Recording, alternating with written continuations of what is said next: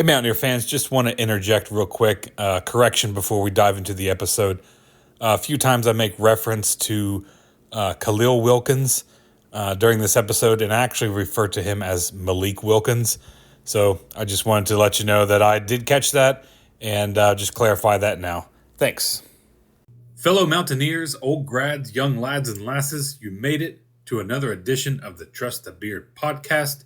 I am your host, The Beard. Today is a beautiful day in the Mountain State today. This is Wednesday, October 1st, 2025. Looks like it's going to be pretty hot today. No clouds. A great day in West Virginia. And so today we are going to break down and look at West Virginia's next opponent, BYU, as they travel out west to Provo Mountain Time. Game kicks off this Friday, 10:30 p.m. Eastern Standard Time. It's going to be a hard one to stay up for. I will do it. I'll get plenty of coffee, and we'll just have to see what happens. Crunching some numbers here. Might be a long night out there in Provo. Might be a very, very long night. But before we get started, one thing I wanted to look at is I had this idea of looking back through Rich Rod's tenure and seeing when was the last time or how many times has he lost back-to-back games by 30 or more points. To my surprise, so I went back just to WVU. I didn't go anything as a coordinator or obviously Salem or Glenville, just at Power 4 or G6 teams. So it started at WVU, it ended at Jacksonville State, and surprisingly enough, it has only happened, one other time where he has lost by 30 or more points in back-to-back games. And that was when he was at Michigan, his last season there, 2010. Last game of the season, regular season, they lost at Ohio State, who was number 8 at the time. They lost 37-7. And then the following game was the bowl game, which he lost to number 21 Mississippi State at the Gator Bowl, 52-15. So there was a 30-point and a 37-point loss back to. And then actually he was fired after that, so we don't really get to know how he prepared or how his team prepared for the next game, although it would have been the following season. But just going through his tenure here, at WVU, he only lost by more than 30 points 4 times the entire time he was here. Obviously, 0-1 against Virginia Tech, got shut out 35-0. Maryland is in there, I think, for 0-1 as well. Now, that happened in the same season, but they were 2 weeks apart, so it wasn't back-to-back games. And then, a couple losses to Maryland there. We got blown out, one in the Gator Bowl. But you can see through his tenure as they progress, those those losses by that margin get fewer and fewer. The most he had was at Arizona. 1, 2, 3, 4, 5, 6, 7, 8. Yeah, he had 8 while he was at Arizona. A couple times he had more than one in a year. 2015, lost at Stanford by 38. And then 4 weeks later, lost to Washington by 46. And then in 16, lost to USC by 34. And then 2 weeks later, lost to Washington State by 62, which was his biggest margin of defeat in all his tenure, was that one in 2016. Now, the other thing to look at, too, and most of these are against ranked teams and on the road. I'm looking here, and against WVU, the only one that wasn't on the road or against a ranked team was in 2002. We lost to Maryland by 31 in the regular season. You look at his stint in Michigan, they were all either against ranked teams or there's one, 2008. They did lose to Ohio State 42-7. So lost by 35, and I don't believe Ohio State was ranked at the time. And so everyone at Arizona, there's one in 2016. They lost at home to USC 48-14. and in 2017, that one's on the road. And then at Jack State, so he had this happened twice. His first year, 2022, at Tulsa, lost 54 to 17. At home against Liberty in 2023, lost 31-13, which was only by 18 points, so that kind of doesn't count in this. I think I just had their biggest margin of defeat is what I listed on all of these, but that one doesn't count because it's not the 30 mark. And then 49-14 at Louisville in 2024. So honestly, only twice now has Rich Rod lost a home game against an unranked team by more than 30. I know that's a lot of qualifiers, but that tells you that he's not getting blown out by mediocre competition, right? The times he does get blown out, it's either by a ranked team and or it's on the road, right? It's either one or the other or both. So that tells me, again, that when it comes to playing mediocre mid-tier teams, like he's at least not getting blown out. He's being competitive if he doesn't win. And so I that kind of leads me into the second part of this introduction is, Rodriguez made a statement the other day that, he knows what he's doing and West Virginia in 5 years will be competing for a national title. Now, I saw one quote out there that said we would be winning a national title, but I've seen others that I know to be reputable say that he said we were going to be competing. Obviously, those are two different things. At least in my book, competing means that you are good enough to make the college football playoff. Obviously, winning means you're going to win. Can we win one in 5 years? I don't know that. That's a tall order, considering today's NIL transfer portal era. Can we compete for one? 100%. I believe that. And in my book, competing means to me that you are in the college football playoff, right? You made it to the dance. And in the history, the brief history of the Big 12 that we've been here, and in recent years, if TCU can make it, a team like Cincinnati made the 4-team playoff, and they weren't even in the Big 12 at the time. If they can make it, and then Arizona State last year, if they can make it, surely West Virginia can, or a team like Indiana. And I know I've been back and forth about comparing WVU to Indiana, but they are not a football powerhouse and really never have been. So if they can find a way to make it, there's no reason that West Virginia can't find a way. And I see people kind of roll their eyes at that comment. And all I have to say is, what else do you think a coach is supposed to say? Now, I know they don't have to go out and make these bold predictions, right?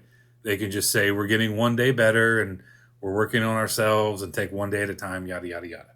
I get all that. But I also understand the impact of setting a goal, right? If you don't believe you can do it, you will never do it. And so maybe we don't reach the national title, but maybe in 5 years, in 4 years, we are a serious contender for the Big 12 title. And if we win, and maybe even if we lose, you could get in, depending on how good your season is, right? If you're 12-0 and you go 12-1 because you lost the Big 12 championship, there's still a solid chance that, if this happens in 5 years' time, there's going to be 16 teams, and most likely you're going to get in.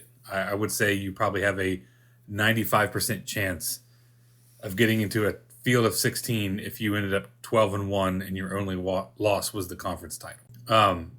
Who knows? There may not even be conferences that, we don't know where this college football landscape is going.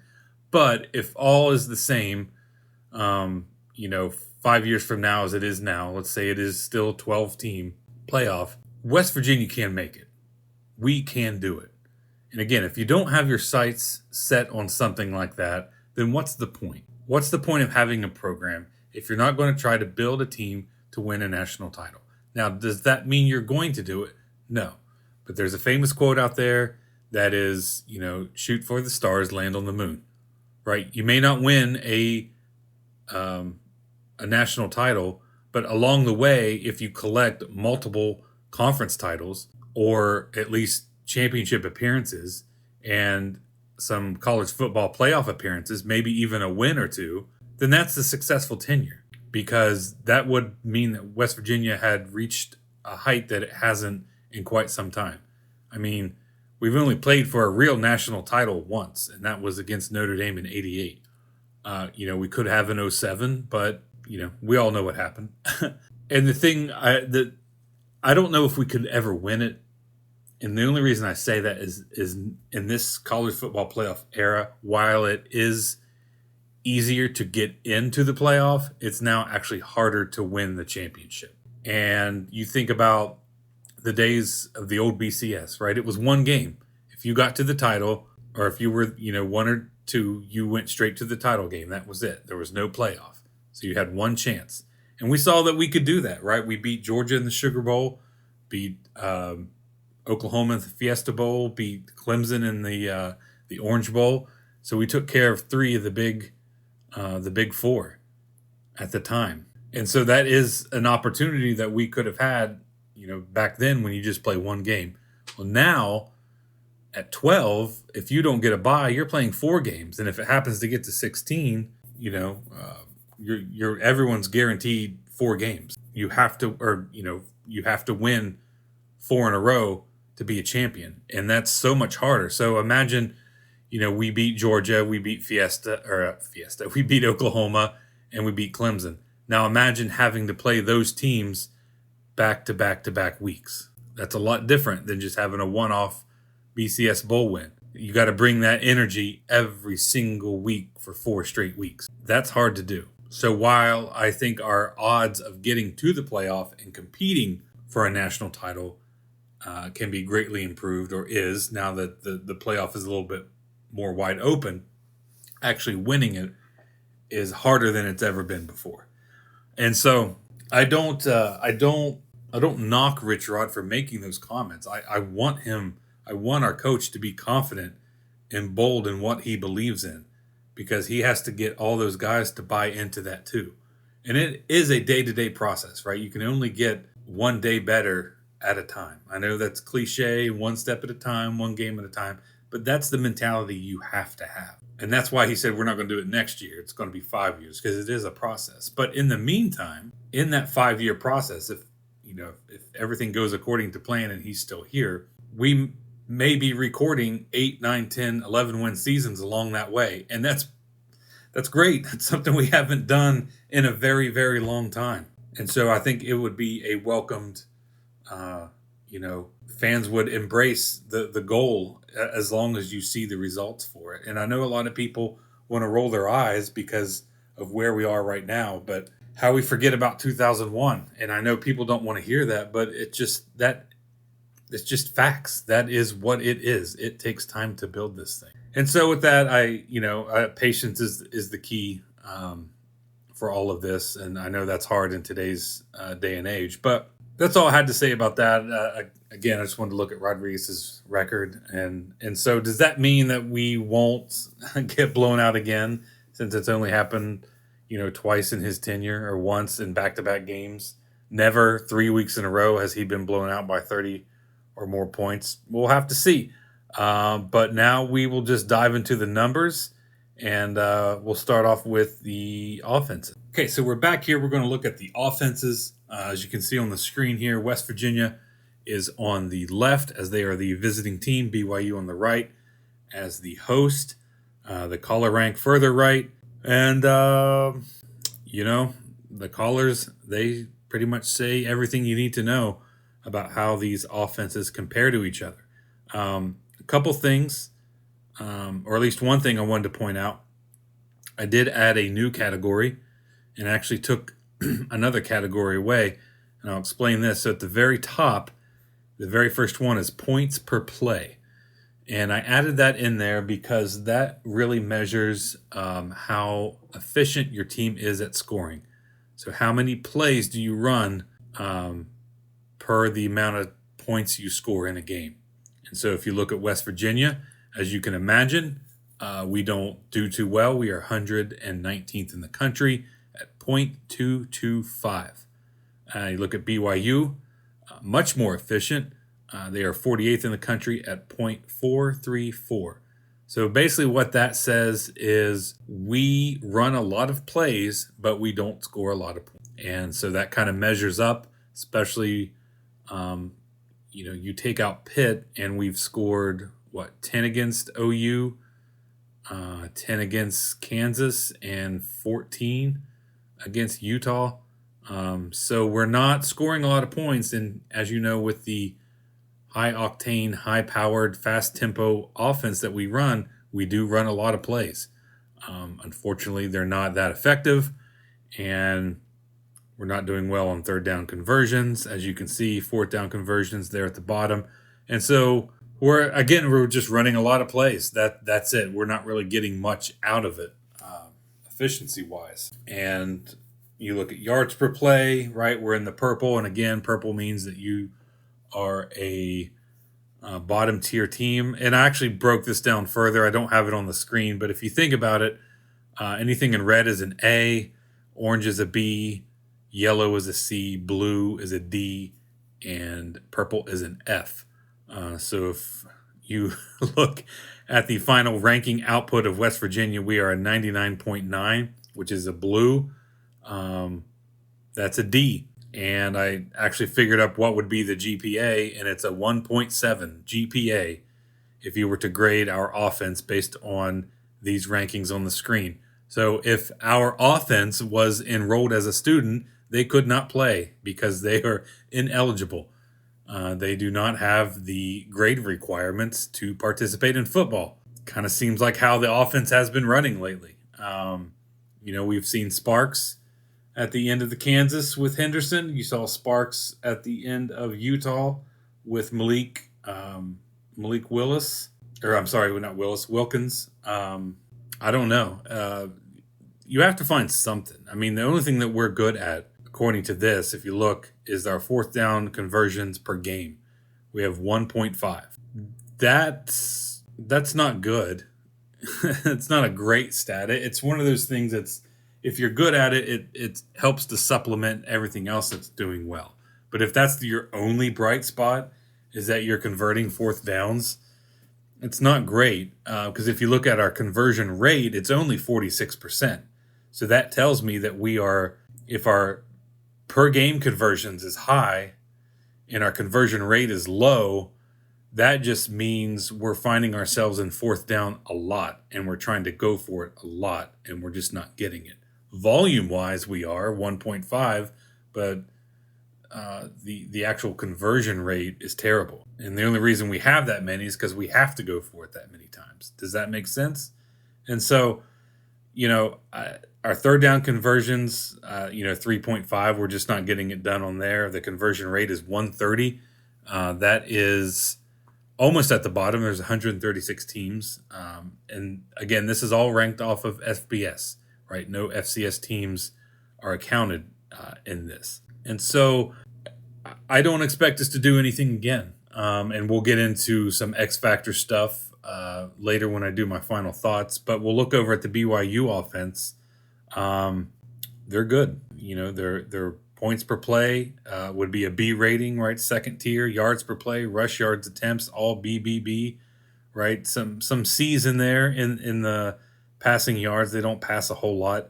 But one glaring red mark, which they are an A, is their opposing sacks per game. They only allow 1 sack per game. That is 20th in the country. And we'll get more into our defense and what that means for us because, in my opinion, the method to win is going to have to be our defense, as it has been every week, because our offense just does not generate anything, as shown here in the chart and the collars. We, like I said, our GPA is 1.7 offensively. And so it's going to be tough. Their third down conversions per game, they get 5.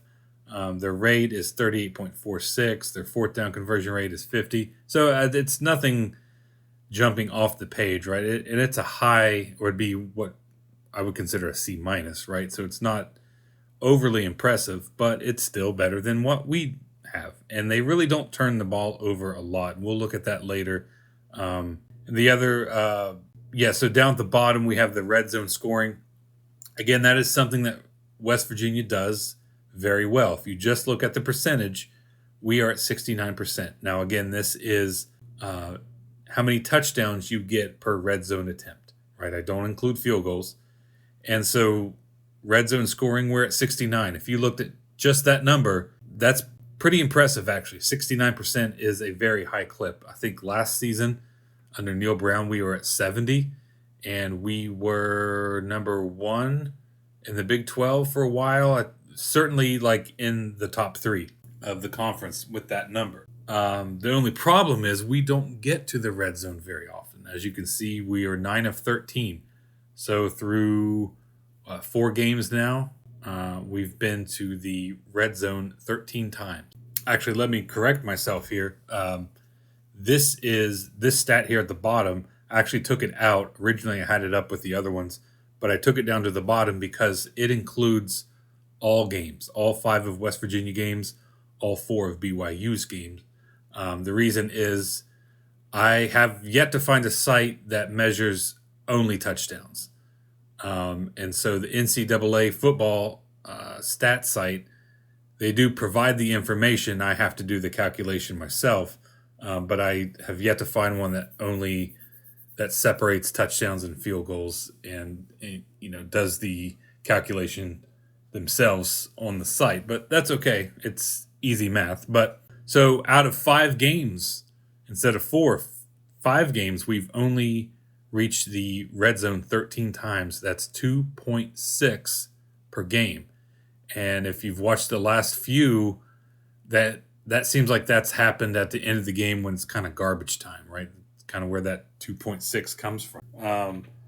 But again, when we do get there, we tend to punch it in, which is, that's a good sign, because that is the hardest time or the hardest area to score from at times, because the field condenses and there's not as much space, as there is between the 20s. And so you look at BYU, they've only played 4 games. This will be their 5th one, so they've had a bye, unlike us, going on our 6th straight game.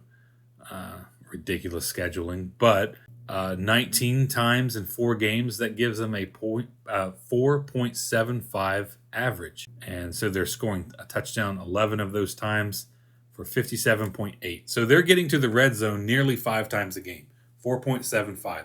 That's a far cry from our 2.6. And again, you look at their points per play, their rush yards, all that, they can move the ball. And they're doing it with a freshman quarterback. So we'll have to see how the defense responds. How their freshman quarterback, what can he do? What can our defense do against him? Can we keep him rattled? Can we get pressure? And so that's going to be the key to the game, I believe. I don't want to give too much away, my final thoughts, but we'll go ahead and jump over to the defense. We've had a lot of fun this episode. But you know what's not fun? Not subscribing to the Trust the Beard podcast. Don't pull a Darren DeVries and leave me hanging. Do the right thing. Hit that subscribe button. Like this episode. And share it with every couch-burning buddy in Mountaineer Nation. And make sure to follow me on Facebook, X, and Instagram at Earbeard. Early on the season was a beacon of hope for West Virginia. We had a pretty dominant defense for the most part. We allowed 24 points against Pitt, but we certainly roughed up Holstein. You saw the post-game picture of him with his gauze and his bandages and all that stuff. So we beat him up pretty bad despite giving up 24 points. And honestly, you could say 6 of those were from a couple of Scotty Fox interceptions that should have never been thrown. And so you take those out, and they actually only scored about 18 points against, the legit defense, right? Those interceptions by Fox, I believe, if I'm correct, put Pitt in the red zone in back-to-back drives, if not maybe right outside the red zone. So it certainly shortened the field for them, and we were able to hold them to field goals. So that's kind of a win in itself, despite the interceptions. And so again, you take those out, which were kind of gimmies for their offense, and they scored 18 points on us, which is pretty good, right? We allowed 17 at OU, and then it just kind of spiraled out of control from there. 3 against Robert Morris, although that doesn't count here. So we're able to hold these teams. We're able to get pressure at the time. But since Kansas and Utah, It just hasn't been there. And, it's easy to dump on the defense. But again, when your offense is not generating anything, when you're not keeping defenses on their heels, when you're not offensively putting pressure on their other team, right? Let's say Utah takes the ball down and drives and gets a touchdown. Well, let's say we come back and score right after that, score a touchdown and match that. Suddenly that puts a different pressure on the game that wasn't there before. They realize that, okay, this West Virginia team can move the ball, and maybe they call the game different. And maybe they end up winning big anyway. But when we come out and just 3 and out and then they score, and then 3 and out and then they score, they 3 and out and they score.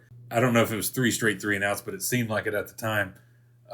There's no pressure on Utah. They can do whatever they want, right? You're not forcing them into something different, something unique, something they don't want to do. You're not making them one-dimensional. When you're up 21-0 before the half, the playbook is wide open for you to do anything that you want, and they did. And so that puts a lot of pressure on the defense, because now you haven't made them one-dimensional, right? You don't know what to expect. Now you are on your heels, and you're putting the pressure on yourself as a defense to try to make up for the offense's inefficiencies.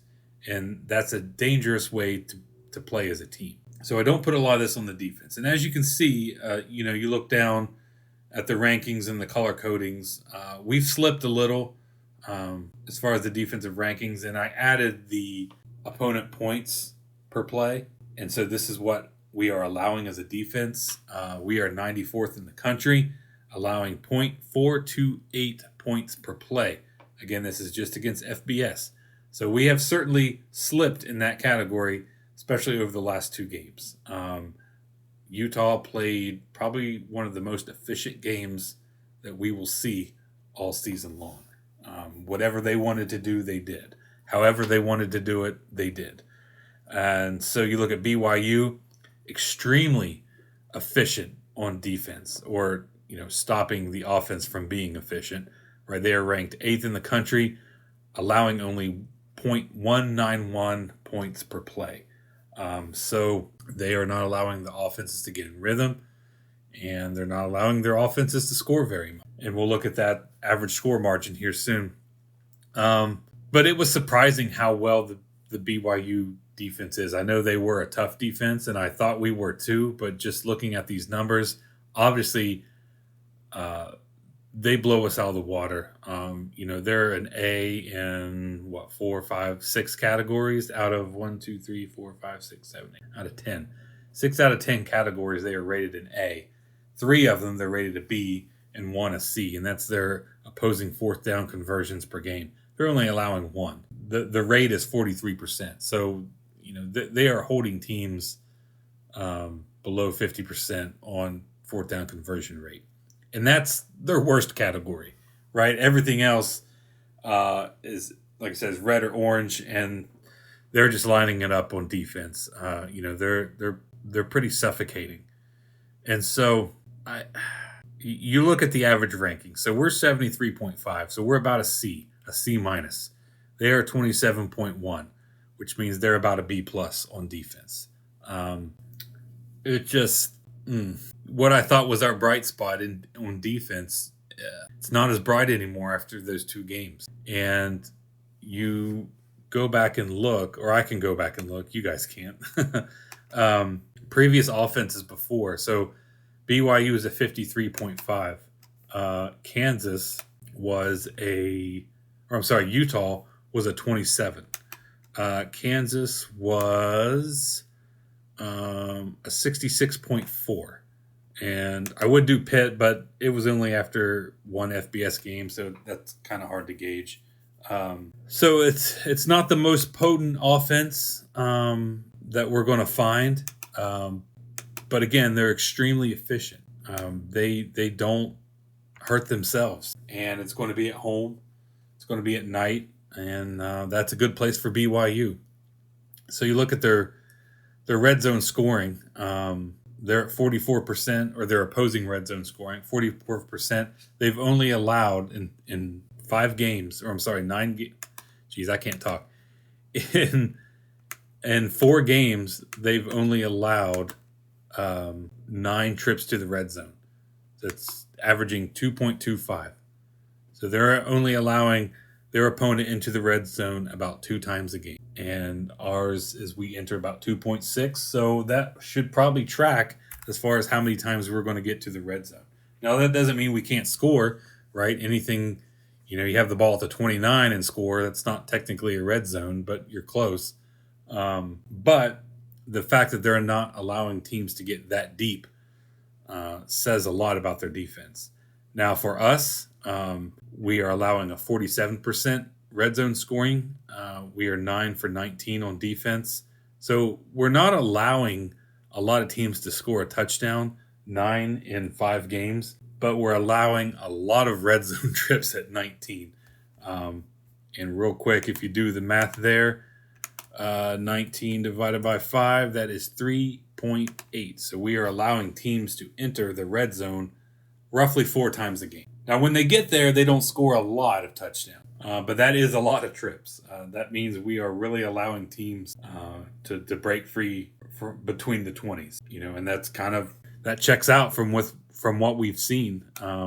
So real quick, we'll go ahead and look at the statistics for the game. How BYU measures up so far before we do any final score predictions or anything like that. And so their team leaders, right, paused on me here. So we look at their quarterback here, Bear Bachmeier, freshman QB, took the place of, was it Metzger? Was that his name? Who I guess partied, or no, didn't party. I think he had some relations with a girlfriend that got him kicked out, and so he went down to Tulane. And now this Bear Bachmeier, which is that's like a perfect BYU quarterback name, Bear Bachmeier. And so he is their bread and butter. He's what makes this BYU team go, much like many of the quarterbacks that we've seen. He kind of fits that mold again of a Dampier, Parker Navarro, and Jalen Daniels. They're mobile, and they are the centerpieces of that offense. And you can say that about any offense, really. The quarterback is the most important. But with their abilities to be dynamic runners and throwers of the ball, this is just another quarterback in the long line of ones that we've seen this year, again, that are the centerpiece through the air and on the ground. And so Bachmeier, 61 for 90 for the year, 697 yards, 67.8 completion percentage. He has 6 touchdowns, no interceptions, been sacked 4 times. Again, that's him through the air. Through the ground, or on the ground, they rely on LJ Martin. He has 55 carries for 400 yards and 1 touchdown, but Bachmeier has 37 carries. He's second on the team and second in yards with 163, but first in touchdowns with 4. So he leads all ground game participants by at least 2 touchdowns. And so he is the guy. He has 10 total for the year through their 4 games. Again, no interceptions. This is simply just going to be another issue of West Virginia getting pressure on the quarterback. And real quick, we'll look at receiving. They have 3 guys in triple digits. Chase Roberts, the wide receiver, Carson Ryan, a tight end, and Parker Kingston. They have 16, 12, and 14 receptions for 234, 192, and 105. And then they have Roberts has 3 touchdowns. Tight end Carson Ryan has 2. That kind of makes up all the touchdowns through the air. And you can look at the picture up here that's going to show their overall stats and things like that. As a team, they average 37 points per game. They're just a well-oiled, efficient team. That's the best thing that you can say about BYU, and that speaks a lot. Like, they don't do anything flashy. They just do their job, right? They take care of the ball, they move it efficiently, they score efficiently, and then they do the same thing on defense. They limit the offense's ability to do those things, to be efficient, to score efficiently. And so this might be, aside from like the quarterback, simply just because he's a freshman, but man, this might be the most efficient team we've seen all season. And I know that's hard to say with what we saw with Utah, but if you look at these rankings, BYU certainly takes care of business and does it at a better rate than what Utah did. Now, here's what we're going to look at that may be the reason for that. And so we're going to look at my beer rating index predictor here. And so, I gather up all the rankings. I did something different. I added average scoring margin to the final predictor instead of just adding it to the offense or defense, because I think that tells a lot about your team.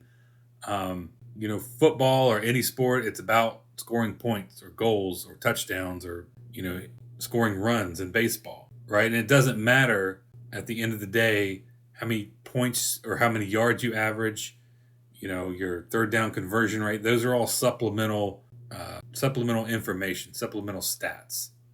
The main stat is how many points did you score, and was it more than the other team? That's all that matters. And on defense, how many points did you keep the other team from scoring or reduce them to? Right? That's the main thing. That's what wins and losses come down to, right? I'm really going out on a limb here. Wins and losses come down to scoring points and stopping the other team from scoring.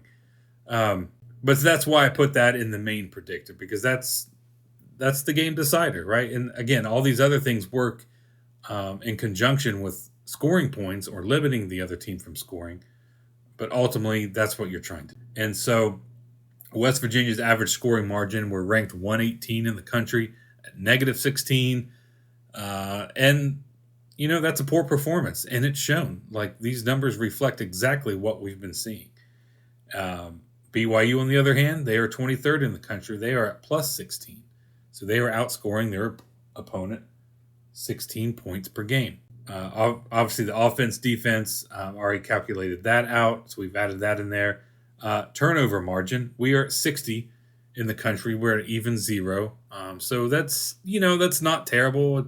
Obviously, you want to be in the plus. But for so long with Neil Brown, we were in the negative. So at least we're even, right? We are generating some, even though we've turned the ball over. And then we're going up against BYU, who is number 1 in the country. They are plus 2. So on average, they are earning 2 turnovers per game more than their opponent. One of the reasons they're so good. They force turnovers. They don't turn the ball over. And then ultimately, I think what's going to come into play is you look at strength of schedule. Right now, West Virginia's is 29th and BYU's is 90th. And I think you could probably say maybe that's why BYU has performed so well.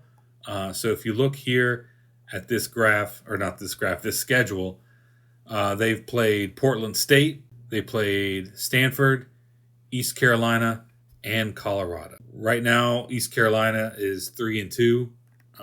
They beat Campbell and Coastal Carolina and lost to NC State. So, not a team that jumps off the page. And then BYU beat Colorado, who has lost to Georgia Tech and Houston, and beat Delaware and Wyoming. And again, you look at like someone like Wyoming, they're 2-2, not exactly a who's who of college football. So the teams that BYU has beat, not exactly jumping off the page as elite competition. Not as much as West Virginia's. Again, we had Pitt, who was 3-0 at the time. Now they've kind of come back down to earth a little bit. But we had back-to-back games against Kansas and Utah. While they are not ranked at the time, we certainly know that those two teams are probably going to be, I would say, the top 5 final rankings when the Big 12 is set. Definitely Utah. They'd probably even be in the championship. And so that kind of alters your perception of BYU a little bit. Like, yes, they have been very good, but you look at their schedule and it's not been a gauntlet, not like ours has, at least in the Big 12, right? And then the gauntlet continues for us as we're going on the road at night at BYU. And so we look here at the final predictor. So the average ranking for us is 65.6, in the BRI. It's 42.9 for BYU. So that has a difference of 22.7.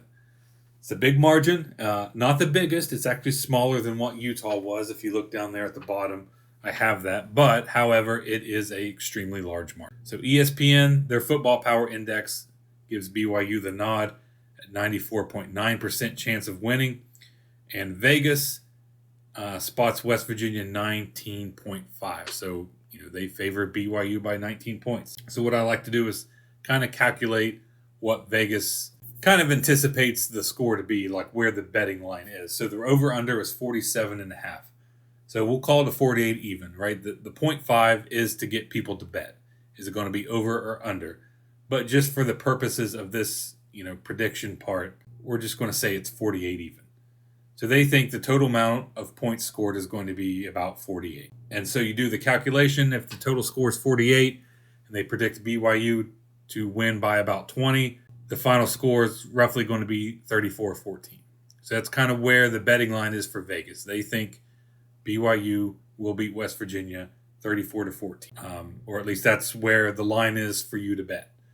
And I'd say that's pretty accurate, given how my BRI has turned out. If you look there at the bottom, so last week it favored Utah by 23.241, and we lost 48-14.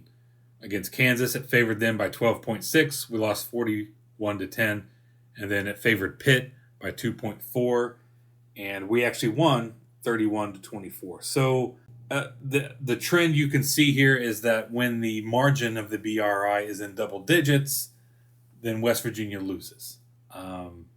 Again, Pitt was only favored 2.4. That was a pretty tight game. We were able to come back and win. But with BYU, we are 22.7, which is the second highest margin by our opponent all season. So does that mean we are going to have another blowout? It's looking that way. And so when we come back here, I will give my final thoughts and I will give my final score prediction. Okay, so we're back here for my final thoughts and final score prediction. So before I give that, my final thoughts are on the game, and I'm going to kind of take you through what the game means at this point in the season, the environment, how that factors in, and all that. So we kind of hit the skids so far this year. Through 5 games, we're 2-3, blown out by 30 plus. Our last 2 games, facing pretty powerful, efficient offenses, and that doesn't stop. When we go out to Provo on Friday, that's exactly what we're going to run into. Maybe a more efficient team. And as I said before, the strength of schedule is the only thing that would give me pause to make me think that BYU is more efficient than what Utah was last Saturday. But they're going to be at home. So I think that kind of counterbalances their strength of schedule, right? It's going to be a Friday night. We are in the spotlight. I don't know who's going to stay up that late and watch it across the country if you're not a BYU or West Virginia fan. But it's going to be a tough environment, and it's always hard to play out there. It's just one of those places. I've never been there. I'd love to go, but it's one of those places where they don't lose often, and especially under the lights. And I know there's some podcasts out there that have those stats if you listen to any one of them, and I think they've maybe since 2020, I think I heard, I believe this was on the ITG preview, that since 2020, BYU's only lost 1 game when the kickoff was after sunset at home. I want to say it's like 21-1, something like that, something ridiculous. So, against Kansas, there's this rating that rates, the kind of situation your team is walking into. And against Kansas, that was one of the worst in the country, right? They were coming off a loss from their rival. They had a bye week to prepare. We were coming off an emotional win against our rival. We did not have a bye week. We had to go straight into that game after beating Pitt. So the situation we were going into, and it was their opening Big 12 game. It was a blackout. They were introducing the new stadium to the Big 12, that kind of thing. And it was ranked one of the hardest situations for a team to go into.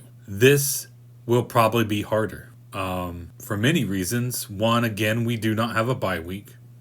We just got crushed back-to-back games. We have a shortened week, right? This game is on Friday, so you're basically losing a day of practice. Then you have to travel out there. So it really is a shortened week. And we are not stable at quarterback. Again, we are on our third one, assuming that Malik Wilkins plays and starts. That's kind of the rumor, but it's remained to be seen. It'll either be Henderson or Wilkins, I would imagine. But regardless, if it is Wilkins, we're asking a freshman quarterback in his first start to go into Provo on Friday at 10:30 and help deliver a win to West Virginia. It's a tough ask. I mean, if you pulled that off, that would be amazing. But we just don't have it right now. Or at least the numbers show that we don't have it. Now, you can't always measure a team's heart and will and all that stuff and encourage and, list off all the other positive words. You can't measure that stuff. But you can measure stats.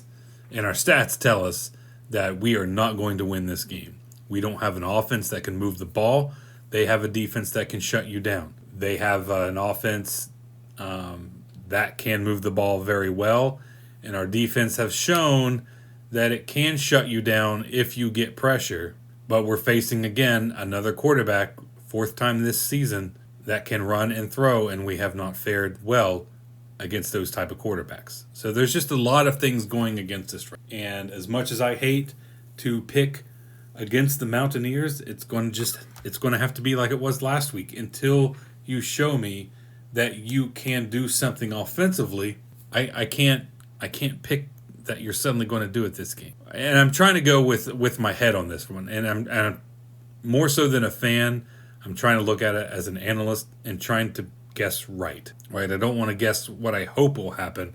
I'm going to guess what I truly think is going to happen, right? If I was, let's say I wasn't even a fan of WVU or just a college football fan in general, and I was reading these stat lines, and I'd be like, oh my God, BYU's going to run away with this. Then that's how I have to pick. If I'm trying to pick right? If I'm trying to be truthful to the audience and give you guys a legitimate assessment of the stats, BYU is going to roll. That's what I believe. That's what the stats tell me. That's what the situation we walk into tells me. And so with that, I'm going to give my final score prediction. Remember not last season, 2 seasons ago when BYU first came in to the Big 12, we played them early November, and we just did what we wanted, right? Garrett Green had 205 yards passing. Jaheim White was 146 rushing. We beat him 37-7. I mean, basically played, I think we had a lot of penalties that game, but essentially played almost a flawless game. I think BYU finally scored late in the game. They're going to return the favor. And so with that, I am going to go with that final score, the same one we had at home against BYU in 2023. I believe BYU will return the favor to West Virginia Friday night in Provo, 7:30. I wish 10:30 kickoff Eastern Standard Time, and the Cougars will defeat the Mountaineers 37-7. I think we get our third straight 30-point beatdown, which would be the first in Rich Rod's coaching career at the Power 4 or G6 level. I don't know about Glenville. Jed Drenning would have to tell you about that. I'm sure they probably took their lumps early on. But since his first tenure at WVU, anytime he's been a head coach, he's never lost three straight games by 30 points or more. I think it happens this time. And so with that, that will bring West Virginia to 2-4 on the season, 0-2 in the Big 12, and that would project. Let me look at my stats here. Yeah, so that would put BYU at 2-0 on the year. Right now, or they'd be 5-0 on the season, 2-0 in the Big 12. They're currently ranked 23rd. And so they are number 3 in the conference, behind number 14 Iowa State and number 25 Arizona State. Then West Virginia, right now we are sitting at, are we 16th? We're tied for 15th with Colorado. And so, is that right? Yeah, sorry, I'm mistaken. That would put us at 0-3 in the Big 12. Even worse, right? 2-4 in the season, 0-3 in the Big 12. Certainly a tie for last place with Colorado, who's also 0-2. Some other winless teams in the Big 12. Oklahoma State's 0-1. Central Florida 0-1. TCU 0-1. Arizona 0-1. So, we would rightfully reside at the bottom of the Big 12, just like it was predicted. Luckily, we get a bye after this, and so hopefully we can get healed up, kind of figure out who we are, what we are, where we're going to go, and we see a little bit of a spark, in the second half of the season. It'll be a much-needed bye. Again, I think we got shafted as far as that goes, having to play on a shortened week and late at night. But that's the hand we were dealt. There's nothing we can do about it. All you can do is just go out there and play your best. And so after the bye week, we come back. We will be at Central Florida, and then home at TCU, then at Houston, home at Colorado, at number 25 Arizona. If everything holds true, they are 25 now, and then home at Virginia, at Texas Tech. So at Central Florida, TCU, at Houston, Colorado. I think 2-2 is about as well as you can predict out of that 4-game stretch. It'll get you to 4 wins, and then you would have at Arizona State and Texas Tech. So you may end up, maybe a 4-8 season. If you could steal a win, maybe against TCU, at Colorado, or against Colorado, that might be the only one you're favored. Your 2 easier opponents in Central Florida and Houston are on the road, unfortunately. So we'll just have to see. If you go 3-1 in that stretch, I think that would be phenomenal. I think 2-2 is probably the best we can hope for at this point. We'll just have to see. Maybe we get that bye, we get rested, we get things worked out. We go on the road, we beat Central Florida, have some momentum, come home, beat TCU. Who knows? This season is so unpredictable as far as will we get a bowl or not. As of right now, it doesn't look like we can. But again, after the bye week, maybe some things change. But with that said, I'll close this out. Again, final score prediction. I think BYU takes care of business handily this Friday at 10:30 in Provo, 37-7. Again, it would put West Virginia 2-4 in the season, 0-3 in the Big 12. Thanks everyone for listening. I appreciate all your support, all the likes, the shares, the subscriptions. It's just fun to do this. I love talking Mountaineer football, no matter if our team is good or bad. So always remember, hype fades, stats speak. Goodbye, God bless, go Ears.